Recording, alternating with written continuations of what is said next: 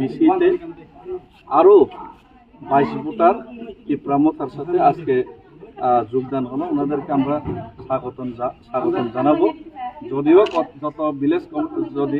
যদিও গত এডিসি নির্বাচনেই আমরা অলরেডি এই ভোট কেন্দ্রের মধ্যে আমরা কমসে কম 200 ভোটের ব্যবধানে বিজেপির থেকে বেশি আছে, মাত্র 106 ভোট পেয়েছে। এরপরে কিন্তু আরো যোগদান হয়েছে। এখন আরো 22 জন ভোটার এবং নেতৃত্ব আজকে জয়েনিং করছে, অর্থাৎ 100 থেকে 22 মাইনাস করলে আর 70-80 জন হবে। আমার মনে হয় আর 70-80 জন থাকবে। এই পুরা পঞ্চায়েতে 30-40 জনের বেশি আর বিজেপি থাকবে না, 5 জনের বেশি সিপিএম থাকবে না।